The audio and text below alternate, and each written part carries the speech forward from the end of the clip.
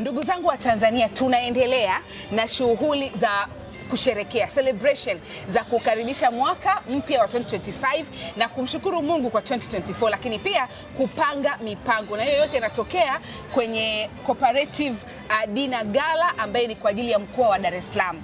Na leo niko na mdau wa SACCOS kindakindaki. Naomba nimkaribishe, atajitambulisha mwenyewe, atatuambia anaitwa nani na anatokea wapi. Karibu my dear. Asante sana. Kwa majina naitwa Lea Daudi, ni mratibu wa program na masoko kutoka chama kikuu cha vyama vya ushirika wa akiba na mikopo Tanzania, kwa kifupi tunaita SCCART. Na kwa sababu ilianzishwa mwaka 92 tunaitwa SCCART 1992 Limited. SCCART ni mwamvuli ambao unasimamia vyama vya ushirika wa akiba na mikopo. Tukiongelea vyama vya ushirika wa mikopo ushirika wa akiba na mikopo tunaongelea zile SACCOS.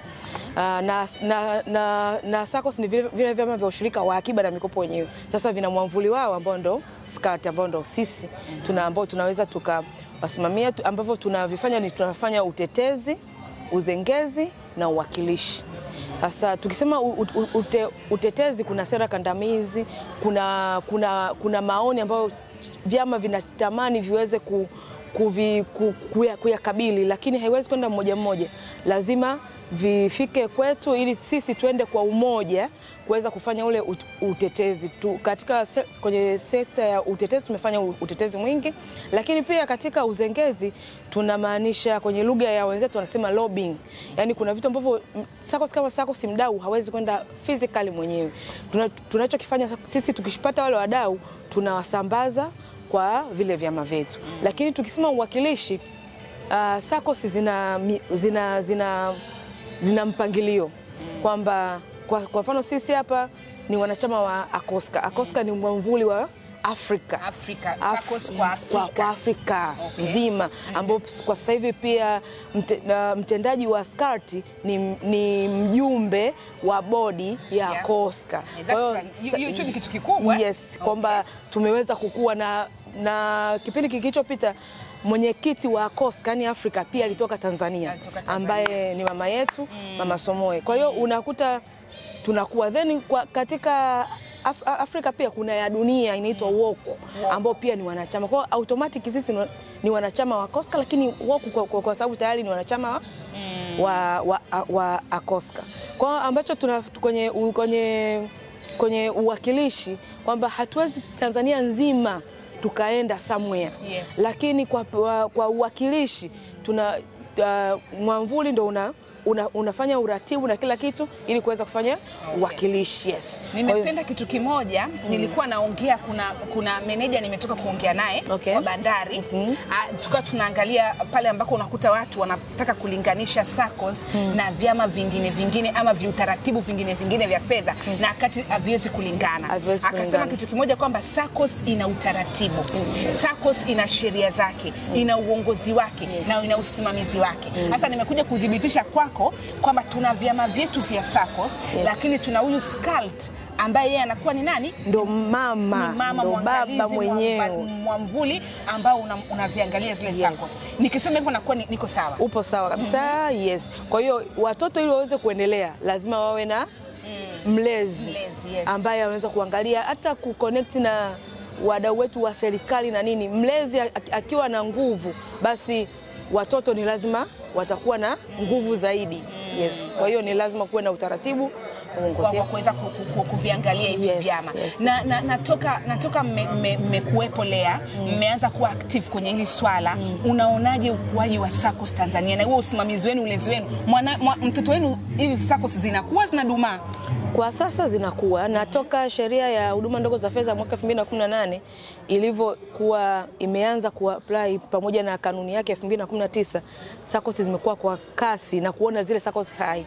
Kwa sababu awali alikuwa kuna SACCOS nyingi sana, lakini ambazo hazikuwa, yani mtu ameanzisha ile mradi kama ule utaratibu mwingine, lakini ndani ya usimamizi unajua kabisa, unaona kabisa SACCOS zinajua utaratibu, zinafuata utaratibu na zinakuwa hata kuweza kukutana kwenye dinner gala biashara ni sehemu mojawapo pia ya ukuaji.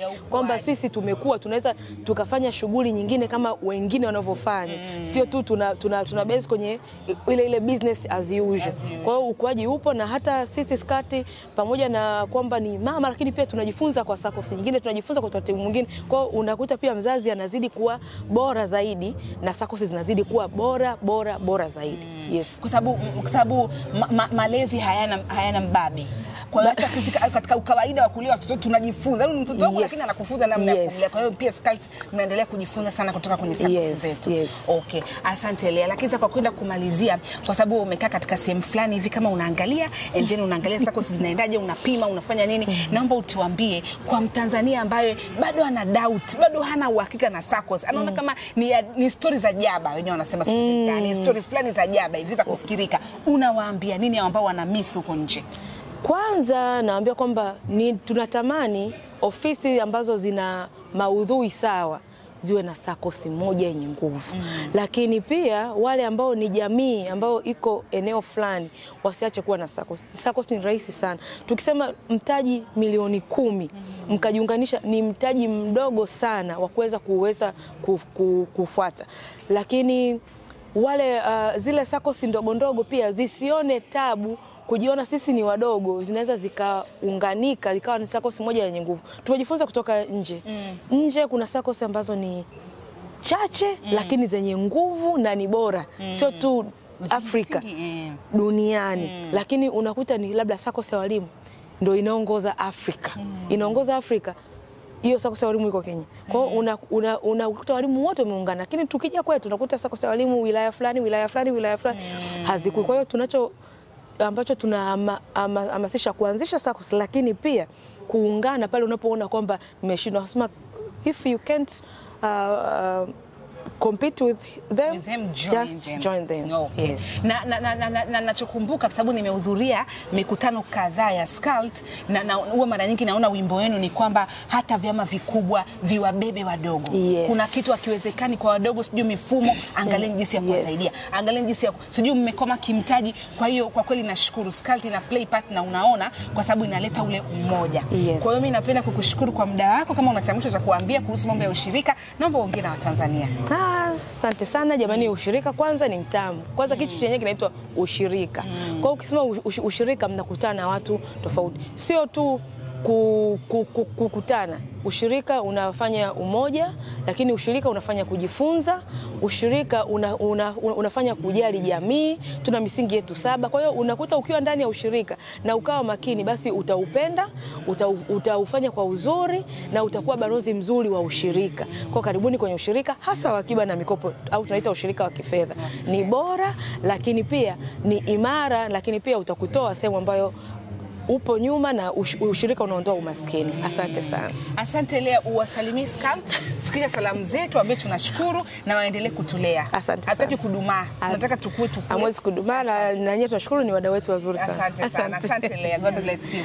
Jamani, kama mlivyosikia, Lea amesema kwamba ushirika utakutoa sehemu A kupeleka sehemu B. Usiendelee kupoteza muda mtaani. Yaani the whole thing ya mimi kuamua kufanya kitu ni kukuonyesha kwamba ushirika unalipa. Na kama ulikuwa ujui, basi tumekwambia tafuta sehemu ya karibu yako ambako utapata taarifa sahihi za kuweza kujiunga na SACCOS ujiunge. Unataka kuanzisha, ni milioni 10. Najua mnaweza kuitafuta. Tafuteni, anzisheni. Asanteni.